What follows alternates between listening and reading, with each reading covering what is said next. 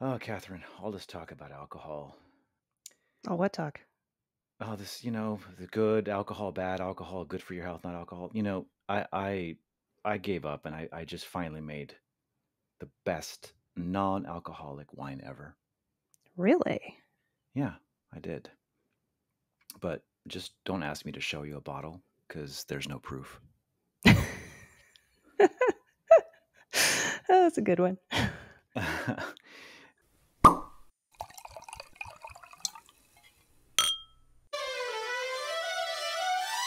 So let's get started. I'm Catherine Cole, executive producer of The Four Top, joined by Martin Reyes, master of wine. I'm so excited for this conversation. Mm. Martin, you got me hooked on a terrific Netflix series. Thanks so much for the recommendation. I'm loving it. It's called Live to 100: Secrets of the Blue Zones. That's my dessert course for today, a sneak peek. So Oh, that takes care of that part for us today. It's amazing, isn't it? Yeah. It follows journalist Dan Buettner. He visits the regions of the world where people have the longest lifespans. A lot of people, I think, have heard of this.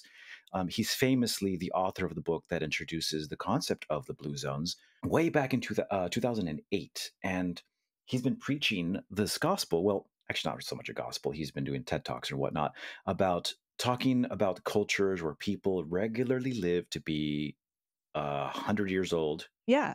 The book's title is The Blue Zones: Lessons for Living Longer from the People Who Have Lived the Longest. And yeah, there's a reason you sent me the link to this show, and we're going to Hmm. kind of talk about it today.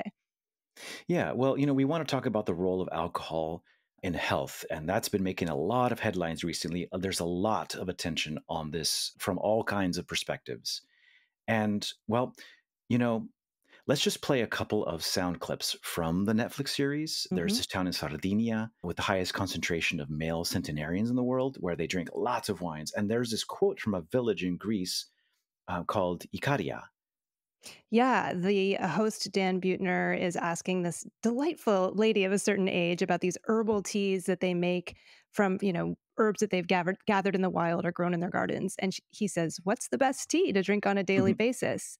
And she answers, "Wine." Wine. Yeah. What's the best tea to drink on a daily basis? To kraszaki. Wine. People in Ikaria have been drinking the same wine for over 100 generations, and they're living the longest. And for me, that's enough of a connection to allow me to enjoy my glass of wine at the end of the night. So in this series, Dan Buettner, I hope we're pronouncing his name right, the journalist who discovered these blue zones and wrote about them, he's finding that these people who live to be 100 are drinking a lot of wine, and that makes sense to me. Yeah, study after study has confirmed that the Mediterranean diet, which includes wine and grappa and good fresh food and often plant-based diets, is the healthiest diet in the world. Yeah, and it's not just you don't have to physically be on the Mediterranean Sea in order to live and eat this way. I have always been struck by the longevity of famous California winemakers who, of course, have lived drinking great wine their whole lives and eating wonderful fresh food. I mean, Mike Gergich just passed away at the age of 101. Robert Mondavi lived to be 94. Peter Mondavi made it to 101. Dorothy Chelichev just departed from us at the age of 99. Her husband, Andrei Chelichev, made it to 92. Warren Winarski is, I think, about 95. I mean, I could just keep going. I could keep going. These guys all live to be really old, and we know they all drink a lot of good wine. Yeah. So as far as we know, they drank a ton, or I shouldn't say a ton, they drank often. Hmm. And so I guess we can just wrap up this episode, right? Just drink wine and live long. Yeah. Yeah. Done. Yeah, we're done. Except. Well, except of course we've been hearing a nonstop lately, okay, that wine is bad for your health and it can kill you, they say. It's a marked departure from the a generation ago saying that there's studies that were supporting wine as good for cardiovascular health and everything. Hmm. The tone is different now from, in particular, from the World Health Organization. It declared in January, last January 2023, that no level of alcohol consumption is safe for our health. And I take issue with that. I think we should talk this through. So let's sit down and do our two top, shall we? Yes, we shall. And once again, as we did last time with our two top, we will break this conversation into four parts. Well, part one just happened. We introduced the idea. Yes, we talked about the blue zones. So that's part Mhm. one. We've done part one, like you said. Okay. So yeah, we're feeling very encouraged, but I think we should We do our should. due diligence. So in part two, the next segment of this conversation, we should talk about the ways in which we do know that alcohol can be bad for Yes, your health. It yes. can be toxic. And we should just discuss those quickly and make sure Hmm. everyone knows we're not encouraging you all go Hmm. become No. alcoholics. Okay, so that's part two. Part three, we will discuss ways in which alcohol can be good for your health. Yes. And then in part four, we will just try to wrap it all up and put a big bow on it. Let's jump into the next stage of this conversation and acknowledge that alcohol is actually a tonic and a poison. And we'll get to the fact that it's a tonic soon, but let's talk Mhm. about the ways in which alcohol is dangerous. I mean, we need to acknowledge that drinking and driving are a lethal combination. Drinking can lead to domestic violence. It can lead to all sorts of negative health effects. And we want to be clear in this discussion that we're not encouraging people to drink to excess. Agreed, Catherine. Yes. If you feel like you need alcohol to get through the day, you likely are struggling with alcohol dependency. This has been a real problem for a lot of people since the pandemic. And if you're grappling with this, you are not alone. Yeah, I mean, in Oregon, here where I live, there has been nearly a 40% increase in alcohol related deaths over the last 3 years. Oregon Public Broadcasting reports this has cost the state $4.8 billion a year in healthcare, criminal justice, and motor vehicle accidents. So this is no joke. It's serious. And if so, as a public health service announcement, if you're concerned that you may be drinking too much alcohol, talk to your doctor or call Substance Abuse and Mental Health Services Administration National Helpline. That number is 800 662 4357. Or you can go to samhsa.gov. That's samhsa.gov. Yeah, and you know what? Even if it's not immediately threatening your life and health, we do know that drinking also can, it can be toxic. It can dehydrate you, can cause headaches, cause stomach aches. It can cause you to say really dumb things you didn't mean to say and hook up and make out with people you're not really attracted Yeah, I've been to. there, done that. But but at this point in my life, I enjoy wine as part of a lifestyle. Okay, wine adds to my quality of life. I'm not referring to knocking back vodka at 10 a.m. to get through the day. I'm talking about a life of cooking dinner, enjoying a meal with friends, family. I almost never drink alcohol until dinner time. And that's where that life of laughing and conversing, card games, joy, conviviality, for me, wine, more than alcohol, wine is a part of a fulfilling life. And if my love of alcohol gives me a little less time, but it's quality time, I choose a full life with wine in it. Yeah, I think I agree with you on that. But I'm a little worried about both you and I, Martine, because we work in the wine industry. And the Centers for Disease Control and Prevention has declared that men who consume more than 15 drinks a week and women who consume more than 8 drinks a week are engaging in unhealthy, excessive drinking. Oh Mm. dear, because I don't know about you, but it seems like we have wine events every night of the week in our industry, and I feel like we typically consume that much in half of a week, and that makes me a little worried. Catherine, absolutely. But taking a step back, we have an obligation, yes, to not only practice moderation, but to teach moderation. And for us, with wine, 5 ounces is considered one drink.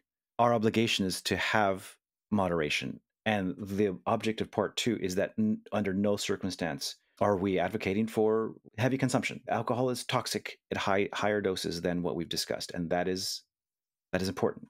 We're not saying that you need to consume a ton of wine. And so it is a poison or a tonic, but the difference lies mostly in the dose. High levels of consumption is a poison.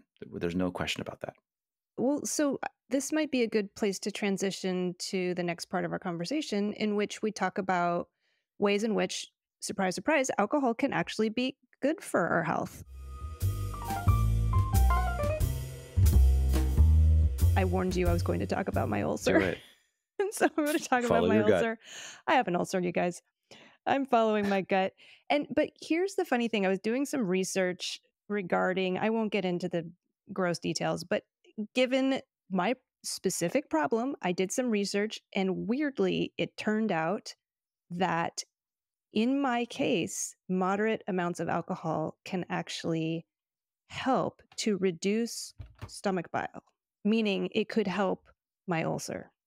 And we don't ever hear this. We don't ever hear about the positive impact that drinking moderate amounts of alcohol may have. So I thought that was interesting. Okay, so it's good to know that I'm not losing my drinking buddy. So this is what I want to talk about, the J curve. If you imagine, for listeners, a J, but then it's sort of Mhm. it's a J in italics. It's slanted. It's like almost like a hockey stick. That's the best way to describe it. Yeah, Okay. tell me more. Tell me more. I've heard of it, but All right. So refresh my memory. numerous studies over the past 50 years have shown that there is this J-shaped relationship between alcohol consumption and mortality, and specifically at low levels of consumption, alcohol lowers the risk of dying of anything. Okay, so this is making sense to me because I've been thinking about those blue zones. And I also, over the past few weeks, have been doing a lot of deep digging on Health Organization data, as folks who've been listening to the Four Top know. And I did notice that, French and Germans both drink a lot more alcohol per capita per day than Americans do. But then I looked up their average life expectancies, and guess what? French and Germans also have much longer average life expectancies than Americans do. So what Right. So gives? we do not want to correlate alcohol consumption with life expectancy. Okay. And I think that's the mantra for this episode. In general, correlation does not guarantee causality, but this is the risk. They cannot always parse out the totality of a human life, right? Maybe the Germans and French have better Mhm. healthcare systems. Maybe they eat better diets, like we referenced. Maybe they walk more in general, right? We don't know if there's a single contributing factor to the longer lifespans. Yeah, and I think I kind of know where you're going to go with this because we've been talking about all of these studies are equivocal. We never know precisely how much alcohol affects longevity, and there's just so many factors in the way people live, and any blanket statement, positive or negative, about alcohol is subject to question. So these studies are ripe for interpretation. Let me give you a personal anecdote. I once conducted a study where I Yeah. synthesized a large amount of data, okay, for my master wine thesis. And you conduct one of these studies and then you look at the data and then you interpret the findings. That's part of what you're supposed to do. If you're a researcher, you're Mhm. looking to come to a definitive conclusion. Sometimes you're biased about it. Sometimes you're not. Sometimes you see evidence that doesn't support your conclusion and then you ignore it. And that's happened. That happens. That happens. That Mhm. happens. Yeah, I'm such a fan of science, but science is fallible. It's not perfect. And so it's funny because if you start to look up the papers and look up the literature, you can find just as many studies in support of drinking wine as there are discouraging people from drinking wine. It's amazing. Yeah. So generally, this is what I want to talk about: the J-shaped curve. There's lots of evidence around cardiovascular health and some cancers as well. So if you imagine that graph, that's the dip in the J. You drink a glass of wine every night, your chances of dying are lower. But then above a certain threshold, that's where you see the arm of that J go up, and then you're increasing your chances of dying of some disease or cancer or otherwise. So if you're knocking back, Jack Daniels every night, a whole bottle or whatever, your chances of dying increase dramatically.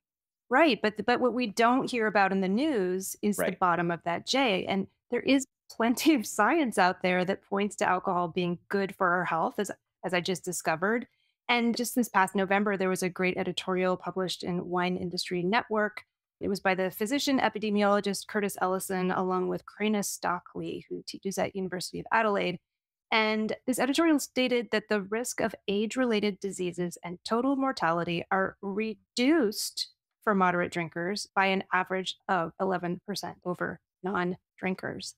That's right. If you're drinking moderately, you have significantly lower levels of cardiovascular disease and diabetes. Oh, Why aren't we oh hearing my about God. this? A lot of written blogs and articles over this past year, including my friend Jamie Good and another friend Jason Haas and Tom Work. I wish I knew him better. We got to reference this piece. Yeah, this is a great piece by wine journalist Felicity Carter for Meiningers International. So last year, she reported on the Lifestyle, Diet, Wine, and Health Scientific Congress in Toledo, Spain. Love how you say tolero. Thank- My favorite part of her article, though, was she's quoting a professor, Mladen Boban from Croatia. And he and his team are looking at these studies, these alcohol studies, and they're like, wait a minute, these are all self reported studies where everyone who's talking about being a moderate drinker, they're all saying they drink 2 glasses of wine per night, but we don't really know how much they're actually drinking. Like, I'm sorry, if you work in the wine industry, are you really just drinking 2 glasses per Mm, day? I don't think so. okay, sure. So okay, yeah. So rats, they do not lie, right? So Professor Boban No. and his team, they subjected rats to surgically induced heart attacks. Oh gosh. So I'm just reading this here. Okay, so let's. I'm trying to move past this a Poor little little bit here, but rats. just to see about the healing process. So how the rats healed from the impact of wine. One group of rats was served a wine. The other groups were served just water. Okay, so what happened? The groups of rats that loved the wine just went bananas over it. They drank in excess. They were the binge drinkers. Surprise, surprise. The alcoholic rats, died. Poor rats. But here's what's interesting: half of the abstaining rats who drank just water instead of wine, they also died. And the moderate wine drinking rats, ta da, none of them died. You know what else I love about this study? They were drinking white wine. Everyone thinks red wine is where you get the health benefits, but guess what? As a white wine lover, I Mm. was very happy to see that they served these rats vintage 2015 Croatian wine. Yeah, another highlight of this article by Felicity Carter, she quotes oncologist Justice, oh, you're going to say this so much better, Martin, Apfel State, I Apfelstedt. believe. Oh my gosh. Yeah, you always get the accents. You're like the Trevor Noah of the wine world with all the great accents. So anyway, this doctor is the breast cancer expert for the nation of South Africa, and he states that only 4% of cancers in the world are caused by alcohol abuse. And he says of those, the vast majority were caused by heavy drinking. It is only heavy drinking that stands out for the most common cancers. We can go on and on about the hundreds of studies that show that drinking alcohol is good, but we enter part 4, in which we consider why the controversy. We're doing this episode because the WHO, the World Health Organization, they have been public about this. There's a global strategy to reduce the harmful use of alcohol as a public health priority. They've stated that no amount of alcohol is safe, and that's what's making the headlines. It is a 180 from the 2-generation consensus that wine and alcohol does have a positive effect on your health. So are we confused yet, Catherine? We are confused, yes. So why Confused. here's let's dive into why this might be the case. Remember part 2 of this 4 top. Alcohol at its base, at pure alcohol is a toxin, but it's also much more complex Yeah. than that. As a matter of fact, I think we'll do another episode about how it works in the body because it's fascinating. If anybody knows Radiolab, I want to get on there. I want to talk to them. But so I'll stop there for a moment about the science. Okay, we'll leave it there for another session. But in fact, there's plenty of studies on both sides that are often contradictory. Breast cancer is a sensitive subject. It's an emotional one. There are studies that show both that moderate consumption increases the risk of breast cancer in women and that it decreases the risk of breast cancer in women. I know it's a shocker to hear this. I didn't come up with this conclusion. This is factually out there. There are studies that show both sides. What that means is that both sides, for and against, can cherry pick the studies that fit their narrative. I was thinking back about the earlier point in our conversation where we were talking about alcohol abuse. And, I just want to reiterate the public pays a heavy price. Drunk driving is no joke. Lives are lost.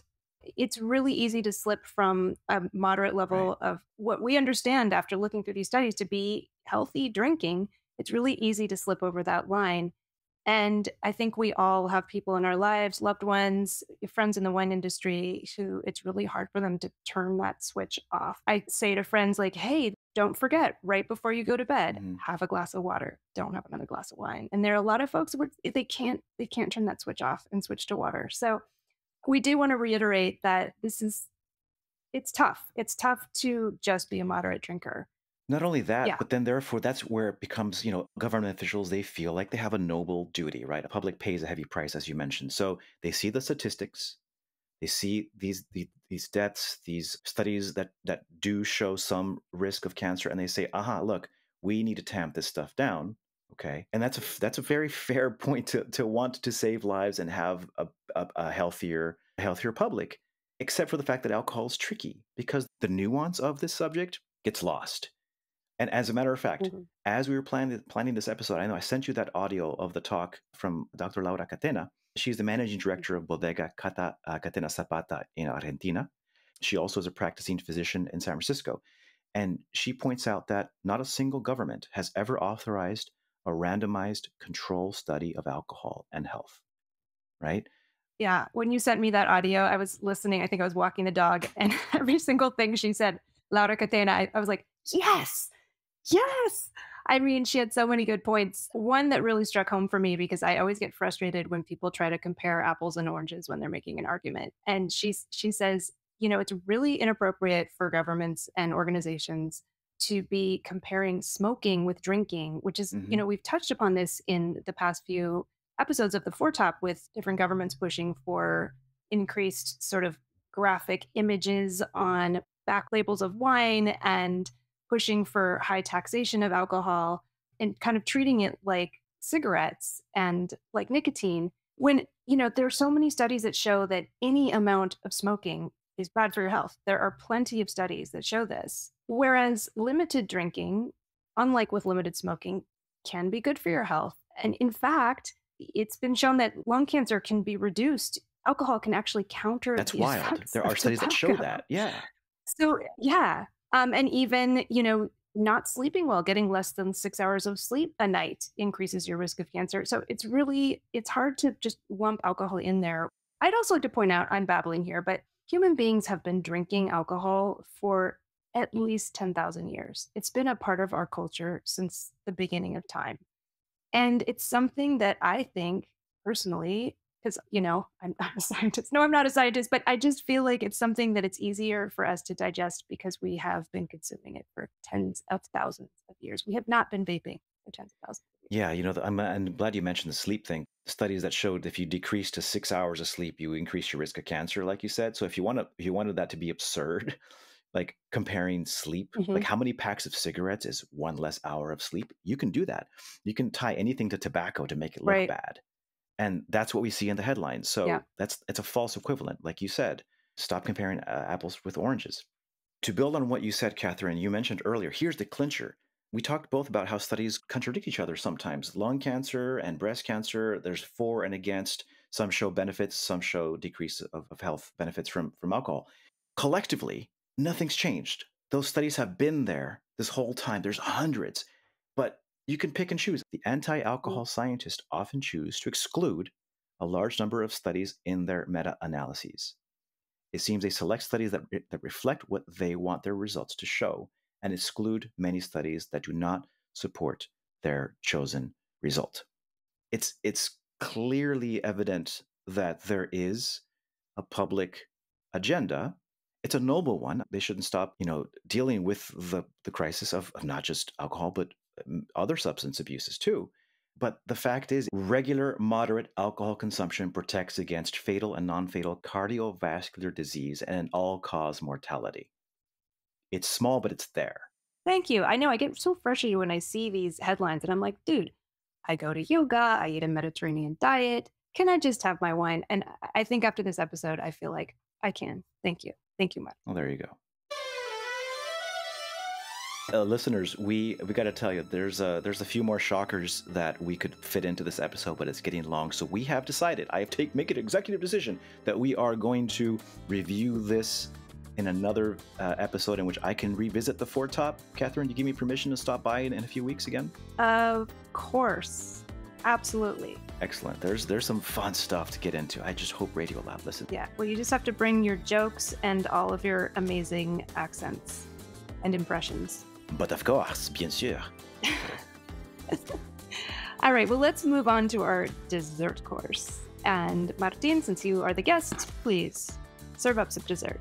I mentioned it at the beginning. I'm happy to say it again. The Netflix special, it's called Live to 100, Secrets of the Blue Zones. That's what started this whole thing, and I highly recommend everyone watch it. And wine plays a central role in the lives of these people who live to 100. So it's a perfect dessert course. for Tout le monde aujourd'hui. Ah, it's so good. I remember when you were watching it, you kept messaging me. You're like, you gotta watch this. And then I watched it. And then I started messaging all my friends. You've got to watch this. Yeah. It's so good. Shout out to Wendy for telling me that. A good friend of mine here in Benicia. Oh, thanks, Wendy. Well, with that, this has been the Four Talk Podcast. I am our executive producer, Catherine Cole. And I am Martin Reyes, Master of Wine. And Keelan King, silently in the background, is our sound supervisor. And he also composes and performs our wonderful theme music. Please visit our website, thefourtalk.org, to learn more about us and listen to back episodes. And if you have not already subscribed on your favorite podcast app, please do so. And it's really important, if you have a moment, to leave us a rating. Hey, y'all, this is important. Every rating feeds the algorithm and helps new listeners find the Fourth Top. Well, from Portland, Oregon, where I am going to have a glass of wine now, this is Catherine Cole signing out. And from Benicia, soon to be in Calistoga for a sparkling bubbly release from my friend Megan Vergara, this is Martin Reyes signing out. Megan. Thank you, Megan. Stay safe out there. And hey, that might mean having a glass of wine. Just one glass tonight. And thanks for listening.